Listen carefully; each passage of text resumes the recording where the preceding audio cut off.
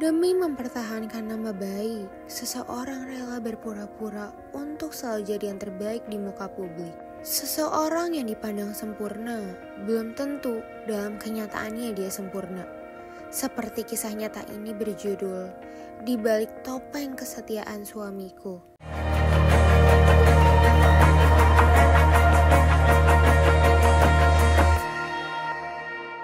Cerita ini dimulai dari keluarga Reyhan yang diinterview oleh sebuah media Besti. Ceritanya, Reyhan memiliki kehidupan yang sempurna, keluarganya yang harmonis, bahkan karirnya yang terbilang sukses, membuat semua orang ingin sepertinya. Suatu ketika, Reyhan yang sedang pergi untuk meeting, tiba-tiba dia menolong seseorang perempuan yang menjadi korban dari kejaran debt collector. Gak hanya itu Besti, Reyhan juga membantu gadis itu mendapatkan pekerjaan di kantornya. Ya udah, kalau kamu benar-benar butuh pekerjaan, besok datang kantor saya. Makasih banyak ya Pak. Sesampainya di rumah, Saria melihat keadaan suaminya yang babak belur, jadi khawatir Besti. Mimin jadi terharu melihat keharmonisan keluarga ini. Gak lama datanglah Azril yang memberikan surprise untuk Sari. Gak hanya Reyhan yang memiliki pekerjaan yang sukses, Sari juga sukses membangun panti sosial dibantu temannya. Dan jadi membuat Reyhan cemburu. Mary sudah bekerja dengan Reyhan. Dia ikut merayakan keberhasilan Reyhan mendapatkan proyek besarnya. Atau Bapak mau cobain kuah saya? Cobain ya Pak, enak banget tau. Mary juga menyatakan perasaannya ke Reyhan. Astaga, keterlaluan Besti. Sebenarnya saya ngerasa senang dan saya ngerasa nyaman aja Pak kalau lagi sama Bapak.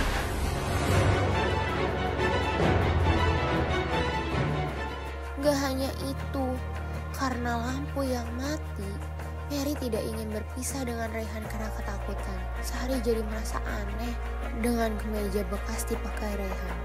Terlebih ada rambut wanita di sana.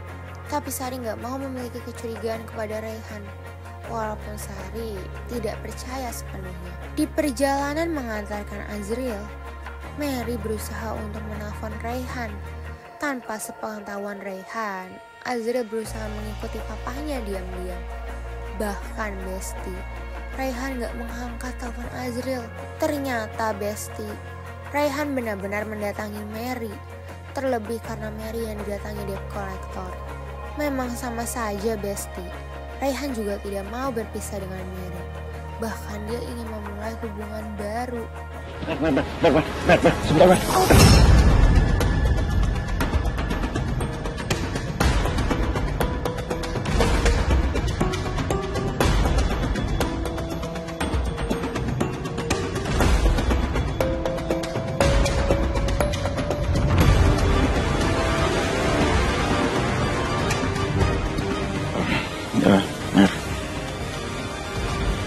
Tolong jangan join saya.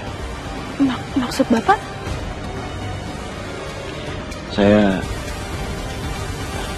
cinta dan sayang sama kamu. Oh Besti, Mary yang sedang ke ruangan Reyhan malah membuat Azril curiga. Tapi mereka bisa berkata bohong kepada Azril. Karena Mary yang hampir celaka, Reyhan jadi akan terus antar jemput Mary. Memang benar-benar tega Besti. Nah lo Besti, Azril mendapatkan foto Reyhan dan Mary yang sedang dikontrakan. Reyhan jadi was-was melihat Azril yang curiga. Tuh kan Besti, Reyhan langsung berhati-hati untuk datang ke kontrakan Mary. Dan Mary jadi sering diomongin karena dirinya yang sering bersama Reyhan. Bukannya kapok, Reyhan malah mau memberikan Mary rumah. Bahkan dia akan membiayai Mary. Kalau kamu gak betah di sini, biar aku beliin rumah atau aku buatin rumah buat kamu. Nanti interiornya aku yang bikin juga. Gimana? Mas, kamu serius mau beliin aku rumah? Di lain sisi, keadaan Sari menjadi drop setelah mengerjakan acara bakti sosial. Azril yang berusaha menghubungi Reyhan malah tidak dijawab sama sekali. Kepulangan Reyhan membuat Azril marah, terlebih dengan kecurigaannya. Bukan yang ngerasa bersalah, Raihan malah mojokin Azril yang sering bolos sekolah. Padahal dia lakuin untuk mencari tahu soal Raihan. Mimin benar-benar heran dengan Mary. Dia malah ngotot untuk menghubungi Raihan hanya untuk menanyakan rumah barunya. Mary benar-benar memanfaatkan Raihan deh. Kepergian Raihan secara mendadak semakin membuat Azril curiga. Di tengah perjalanan Mary dan Raihan, ada orang misterius yang mengikuti mereka. Mengetahui itu, Raihan langsung menyuruh Mary untuk pindah ke rumah barunya. Bahkan Mary diajak Raihan untuk ikut pekerjaan keluar kotanya. Mimin gak tega melihat Azril dan Sari yang dibohongi oleh Raihan.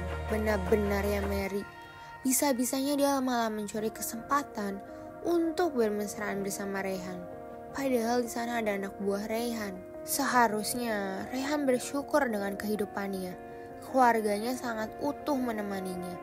Tapi tiba-tiba Sari mendapatkan kiriman bunga yang berisikan teror. Siapa yang mengirim ini Besti? Saat Sari dan Raihan ingin pergi bersama, Sari mulai tidak nyaman dan bisa-bisanya ya, Mary malah iri melihat hubungan Sari dan Raihan. Sari lagi-lagi mendapatkan teror saat sedang berlibur. Itu semua membuat Sari curiga. Terlebih karena Raihan yang gak berhenti-henti teleponan. Melihat Raihan yang kaget, membuat Sari makin curiga. Aku merasa gak nyaman banget. Apa mungkin Papa ngebohongin aku? Kayaknya ada yang disembunyiin sama Papa. Aku harus waspada lihat gerak-gerik Papa. Keesokan harinya, Mary sudah datang ke kantor Raihan untuk mengajak Raihan makan. Raihan yang mendiami Mary jadi membuat Mary marah. Terlebih Raihan lebih memilih bertemu dengan Sari. Astaga Besti, lagi-lagi Sari dan Raihan mendapatkan teror. Ini semua membuat Sari kecewa Besti. Suamimu bukan orang yang setia. Benar aja, yang melakukan ini semua adalah Mary. Mary melakukan ini semua karena ingin merebut Raihan. Karena kejadian itu, Sari jadi menghindar dari Raihan. Sari masih kecewa dengannya. Oh Besti, Sari menemukan bekal basi di tas kerja Raihan. Azril yang lihat jadi mencurigainya. Benar-benar keterlaluan. Sari mendapatkan surat kaleng yang mengatakan bahagia tinggal di rumah dari Raihan. Siapa lagi kalau bukan Mary? Raihan juga panik mengetahui Sari yang menemukan tempat makan dari Mary. Raihan yang mencari pulpennya malah menemukan surat kaleng dikirim Mary. Hal itu membuat Raihan marah kepada Mary. Dan Mary benar-benar keterlaluan. Dia lagi-lagi malah meminta uang kepada Raihan agar Mary gak hancurin kehidupan Raihan. Aku akan keluar dari rumah ini asal kamu kasih aku uang 500 juta. Di lain sisi, Mimin jadi kasihan dengan Sari. Ini semua karena Sari yang dibohongi. Benar-benar aneh banget ya Mary Besti. Sudah dikasih uang pun, dia gak mau pergi dari rumahnya. Tiba-tiba aja dia mendapatkan teror. Dia kabur ketakutan karena lampu rumahnya yang mati. Waktu yang pas Besti, dengan Sari yang datang ke rumah Mary. Sari jadi merasa Mary sangat licik. Ternyata Besti, pulpen pemberian Sari sudah diberi alat penyadap. Dan Sari berhasil menyadap Raihan. Mimin jadi gak tega dengan Sari. Ternyata dugaan aku benar. Papa pergi 3 hari keluar kota bersama perempuan itu. Rasakan Besti, Raihan dan Mary sudah tertangkap basah. Mimin sangat sedih melihat Sari yang dibohongi. Dan bisa-bisanya Mary masih cari muka dengan Raihan. Padahal jelas-jelas Raihan lebih memilih Sari. Semuanya sudah terekam di sini, Mas. Aku sudah pasang alat perekam di pulpen ini. Jadi kalian nggak bisa bohong lagi.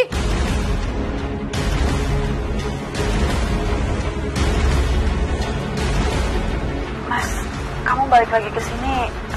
Kamu mau nikahin aku kan, Mas?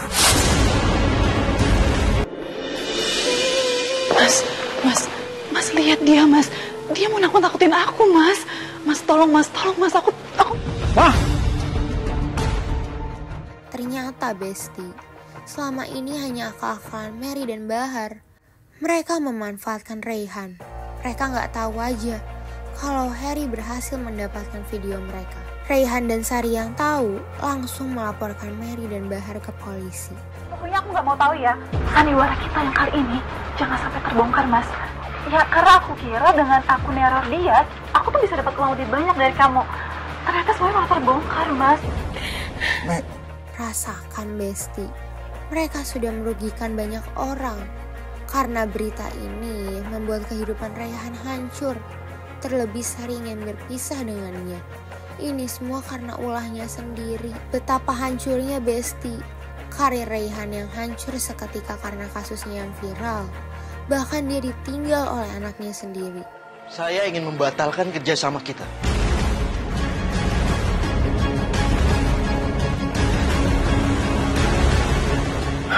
Ya ampun, kenapa semua penggemar papa malah benci sama papa? Pak, aku mau pergi ikut mama ke rumah nenek. Afif, tunggu. Raihan yang berusaha mendapatkan maaf dari Sari, malah dialah yang terlihat bersalah. Semuanya membenci karena kelakuan Raihan kepada Sari. Ini semua karena kelakuannya sendiri. Nah, Besti Indosiar, biar tahu pembelajaran dari kisah nyata lainnya, saksikan terus kisah nyata hanya di Indosiar atau tonton tayangan ulangnya di video